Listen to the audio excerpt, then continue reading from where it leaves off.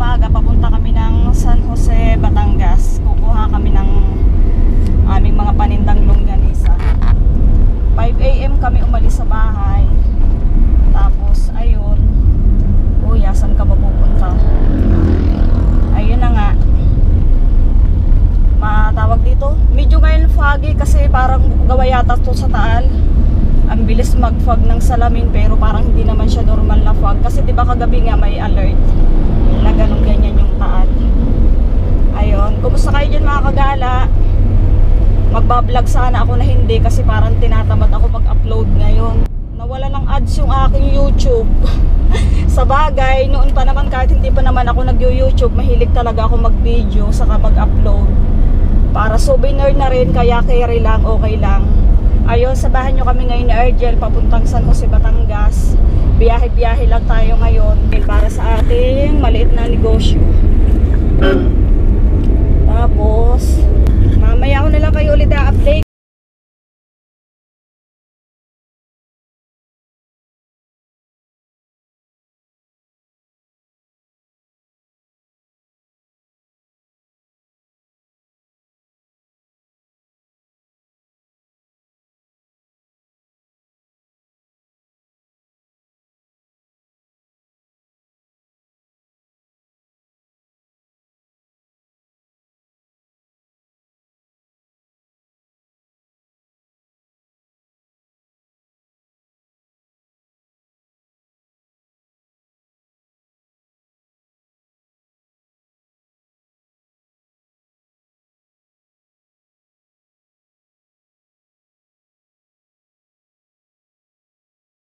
Ayun na nga, ano ba yung sinasabi ko sa inyo kanina.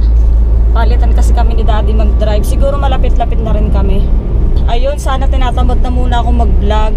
Kasi dahil nga yung ads ng YouTube ko, nabigla siyang nawala. Gawa nung pin code ko. Dati kasi nung unang ano namin, tawag dito, unang send namin para sa pin code ko na hinihingi ni YouTube. Yun nga, nag-request kami. Kaya sadya na niyang hiningi yung aking kumpletong pangalan, ganun ganyan, para maipadala niya yung code niya. Tapos sabi niya, hanggang 3 months maghintay. Halos sa 4 months na, wala naman, hindi pa rin nila naiipadala. Nag-check na kami sa post office, wala pa rin. Tapos last na upload ko, biglang nawala yung ads ko. Di parang tinatamad na ako. Pero okay lang naman yun, kaya sabi nga, hindi naman nga ganun kadali yung pag-YouTube nga. Tapos dahil pa 2 beses naming request ngayon ulit para dun sa pin na hinihingi niya, na sila din dapat ang magpapadala, na hindi pa rin naman nakakarating, pero nag-request pa rin kami pa 2 beses na yun. So bali hintay-hintay na naman ako hanggang 3 weeks daw ulit. Pero habang wala yung pin code ko, pansamantalang tatanggalin nila yung ads ko, kasi ganun pala yun. Pero okay lang naman kasi kumbaga dati nga wala namang, hindi naman talaga ako nag-YouTube ng ganito. Wala akong hinihintay na mga ganyang ads na yan, mga pin code. Pero sadya naman ako nag-upload. Kaya lang syempre kahit paano, ang babo ng kaligayahan ko, tuwang-tuwa na sana ako dahil lang sa ads ng YouTube ko. Tapos biglang nawala. Syempre nakakalungkot din. Pero okay lang, sabi nga, lahat naman ay pwedeng pagtiyaga ang hintayin kung kailan, kaya makakapaghintay naman. Para lang nabawasan yung medyo pagka excitement ko mag-vlog. Para hindi na kompleto yung pag-upload ko hanggat hindi ko nakakita yung ads ko. 2 to 3 weeks daw ulit ako maghihintay para sa pin code na yon. Kaya YouTube, baka naman pwedeng makarating na yun sa akin. Hinihingi mo, ikaw din nagpapadala, bago hanggang ngayon wala rin. O, diba? Hindi ko naman kasalanan yun. Kumbaga na-reach ko naman yung gusto mo. Sa ganun pala yung mga kagala, parang kahit pa sabihin monetize ka na, tapos hanggat hindi dumadating yung pin code mo, parang hindi ka parang totally legit na YouTuber hanggat wala yun. Ayun ganun. Pero ayun, hintay-hintay na lang ulit ako. Tapos ayun na nga, ito ngayon, first time namin ngayon ni Daddy na mag long rides ng 4 wheels. Kaya sanay kami sa 2 wheels lang. Yun nga, kukuha kami ng mga paninda naming longganisa sa San Jose, Batangas. 5 AM kami umalis kanina, napakaaga. Tapos tawag dito, palibasay foggy na galing siguro parang sa Taal, na medyo nahihirapan kami sa daan. Anong oras ngayon? 7:12 AM na. Saka hindi naman kami kasi mabilis magpatakbo, dahan-dahan lang. sabi nga kahit magkanda traffic pa sa likod, bahala sila, basta kami chill lang sa daan. Ayun. Saka ayun, nakakasulo ang araw. Kaya dapat hinay-hinay lang sa pagdadrive. Marami kaming nadaanan kanina mga nagpo-prosesyon kay Sunday. Fiesta siguro. Kaya akala namin kung bakit matraffic, akala namin kung ano na, para na pong prosesyon. Ayun, kumusta kayo dyan mga kagala? Anong ganap sa inyong buhay? Sa inyong pang-araw-araw? Ako nag-vlog lang ako ulit ngayon para ma-share ko rin sa inyo yung mga pupuntahan namin ngayon ni Daddy. Mamaya ko na ulit kayo babalikan kapag malapit na ulit kami sa aming pupuntahan. Pero malapit na rin naman, pero maya-maya pa. Bumati lang ako sa inyo ng good morning. Good morning. Ang dami nagra-ride, sana all. Ang dami mga nagmumotor ngayon kasi nga may kaluwagan na rin naman ngayon. Ang dami na nagbabiyahe, pati mga 4 wheels, talaga namang ano. Siguro marami ding mga umuwi. Kasi madaling araw pa lang, talagang ano na to ha, kanina nandun pa lang kami sa may boundary ng Nasugbu palabas, pero ang dami na talagang sasakyan. Pero sana tuloy-tuloy na rin ang biyaheng maluwag, saka sana sa mga hindi vaccinated, sana payagan na rin magbiyahe. Nakakaawa naman kasi matagal na rin nilang gusto mga makauwi sa kanya-kanyang pamilya. Kaya sana lahat na pagbigyan ng pag-uwi. Ayan o, tasong araw, sakit sa mata. Feeling ko kanina nakapikit na ako. Ang hirap labanan ng araw. Ayun, nandito na kami sa ano, papasok sa paloob, pero malayo-layo pa rin yung pupuntahan namin mismo. Kasi yun ay mismong palengke ng San Jose, yung parang pinakantalipapalang ba yun ang barangay. Hindi kasi namin alam yung eksaktong barangay nila, basta alam namin San Jose lang. Ano day? Ayun, basta ano, gala na lang tayo, wala na maraming paliwanag. Ang importante, mahalaga, makaiba-ibasan yung mga paningin. Nakakasulo yung araw, sakit sa mata. Para hindi mo alam kung straight pa yung tinatahak mo eh. Pahirapan kami ni Daddy mag-adjust sa daan, lalo na kanina sa highway. Maigi na lang nakaraos na kami. Ayan o, ito totoong fog na to. No, di? May siga.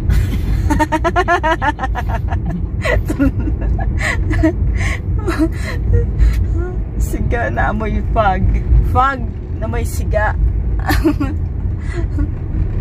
Hindi bago pa nagkasiga, madilim-dilim na. Hindi na total siguro kasi yung paalaman kagabi lang naman nag-ano, diba, sa atin mga kagala.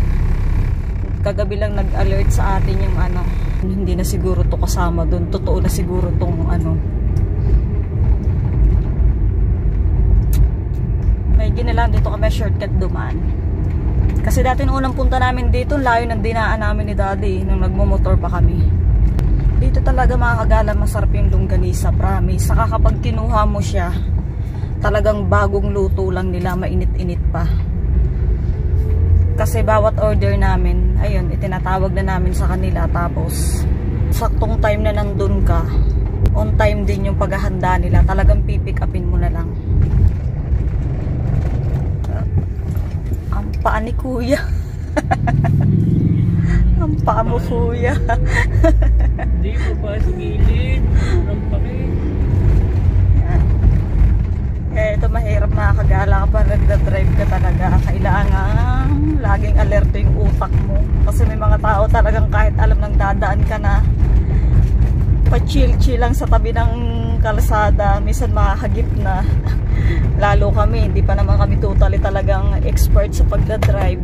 Kaya ayaw din talaga namin ang nagmamadali. Di bali nang matagal ba sa sigurado. Tulad dito ni Kuya. Ayaw nila mag one lane lang. Ramdam na nilang may paparating. Siguro iniisip nila, hindi naman to anong daan talaga.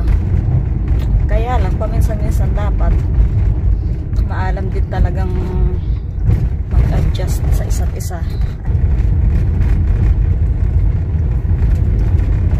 Malapit na kami, nakaliko na kami dito sa may ano, papunta nilang palengke nila. Hindi ko alam kung ano, basta talipapa lang yata yun. Kasi maliit lang naman siya eh.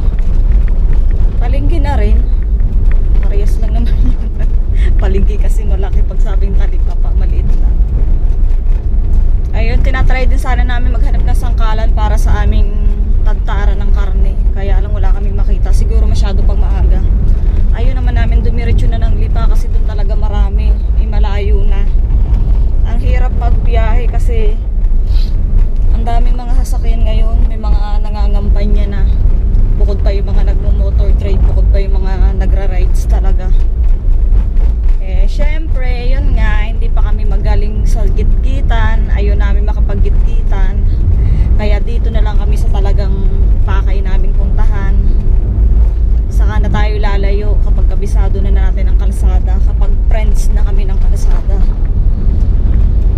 Dito na lang tayo sa bukid-bukid muna at kunting bayan. Yun ang presko nila, kanya-kanyang walisan na. Okay, nandito na kami. Kukunin lang namin yung aming mga order. Check lang Hindi ko lang kung makapasok.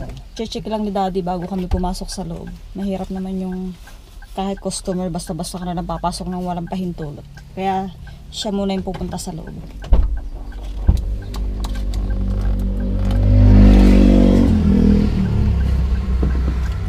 Time check 7:37. Inabot kami ng 2 oras at kalahati. Takbong mabagal. Okay lang yun. Hindi naman kami nagmamadali. Dito na kami sa mismo talagang pinakang pagawaan nila pumupunta. Para sigurado kami bagong-bago lagi yung aming kukuning paninda. Saka mas makakamura ka. Hintayin lang natin dito si Daddy ko anong niya bago tayo pumasok sa loob. Para let's pipick up natin ang ating longganisa. Ayan na dinadala na ni Kuyang iba.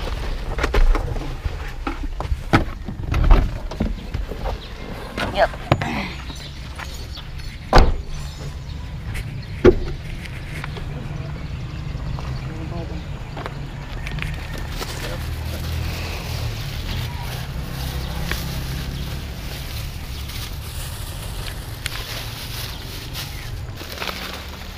Pork po yun. Spicy. May nakasulat naman tayo na. Bali pork po. Bali 20. 20 spicy. 20 pork. Sige pa yun. Thank you. Meron pa? Meron pa yung Mami mo na isara. Ayan, ang galing ngayon ng packaging nila kasi tigka kalahating kilo na siya bawat pack. Dati kami talaga nagkikilo niyan. Kami pa talaga nagkikilo ng tigka kalahati. Ngayon ang laking bagay na alwan na nakasiplak na siya na tigka kalahating kilo. Kaya mas madali na kaming magbenta. Hindi na kami aksaya sa oras para magbago ng packaging pagdating ng bahay. Thank you po. Pinagaan yung aming trabaho para sa aming mga nag-o-order.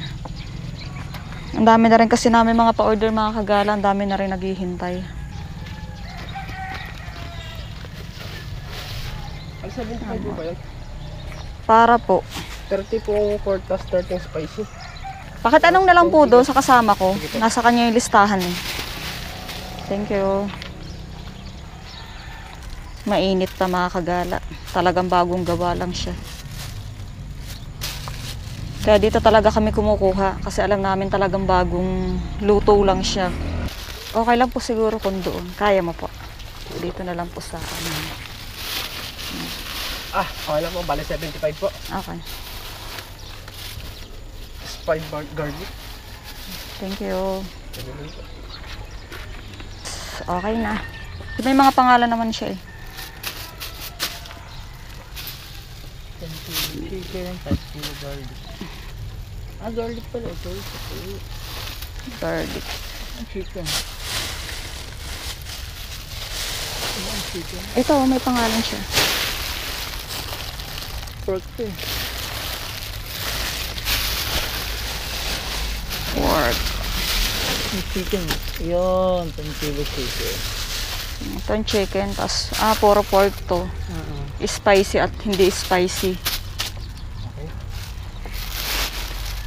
Okay. Tara, let's. Okay, tara na. Na-pick up na namin. Pauwi na tayo. Ay, maghahanap pa pala kami ng yung bonete na pinabibili namin na tinapay. Yun, tinapay na bonete. Maghahanap kami nun. Yung siyang bilog-bilog siya na masarap. Diyan lang sa una-unahan ng bayan. Paglabas namin sa mismong may highway. Bibili muna ako ng bonete kasi pinabibili ni Amay. Request niya.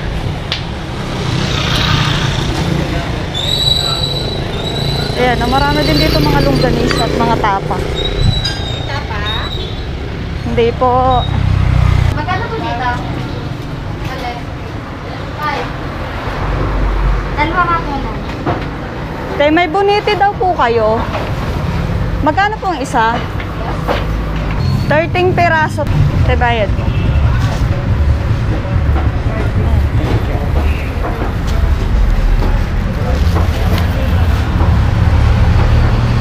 Thank you. Yun yung pula, 50. Hindi ko alam kung tama itong nabilhan ko, pero para okay, bibili pa ako sa kabila. Pabili po. May bonete po kayo? Ha? Wala. Thank you. Dahil wala silang bonete, baka tama siguro yung nabilhan ko. Kasi nag-aalangan ako dito sa nabili ko kanina. Baka hindi ko. Dalawa kasi yung pwesto. Grabe traffic. Dito na lang ako tatawid sa tamang tawiran. Tawid muna kuya. Stop. Tara.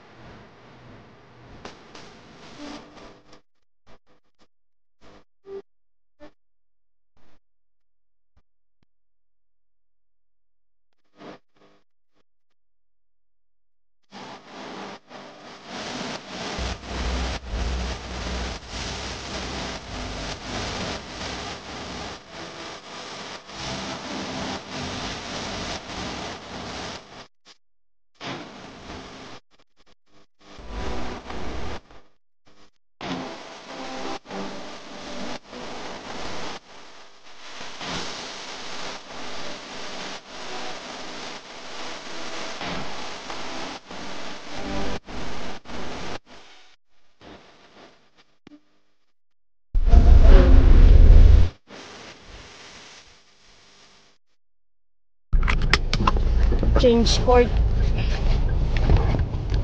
Change court na kami ni Daddy. Change court.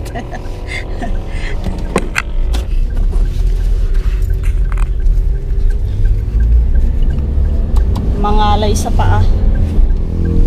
Aray ko.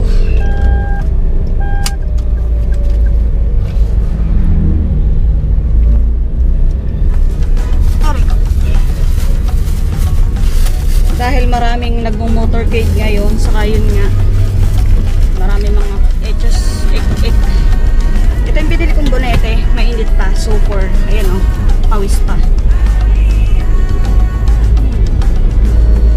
Sarap. Parang naglalasa siyang bitso-bitso. Parang ang bitso-bitso maliliit eh. Tapos may konti siyang cheese sa loob. Sama din.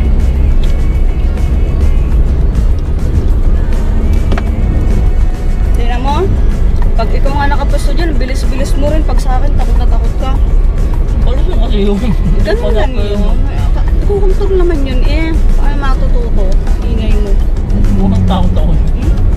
Parang ako, pag nakaupo din dito sa'yo, takot din ako. Bagay, inayan lang naman kami.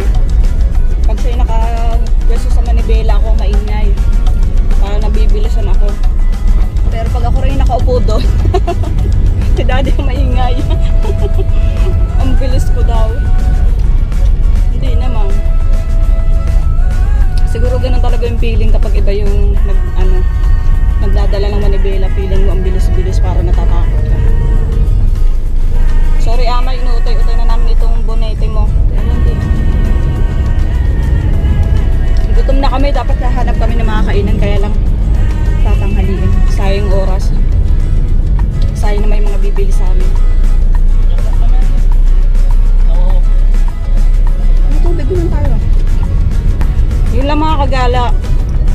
ko na rin tatapusin ang aking pag-vlog para sa pag-pick up namin sa binili naming longganisa na aming paninda. Malapit na rin naman kami sa bahay. Siguro mga 20 minutes na lang. Wala naman ako sa inyo ibang madadagdag na chika. I-share ko lang sa inyo yung lakad namin ngayon. Ayun, tapos na. Ito, ang sarap ng bonete na kinakain ko. Dito na nagtatapos sa aking vlog. Thank you so much mga kagala. See you on my next vlog. Thank you for watching. Bye-bye. Bye-bye ka na di. Bye.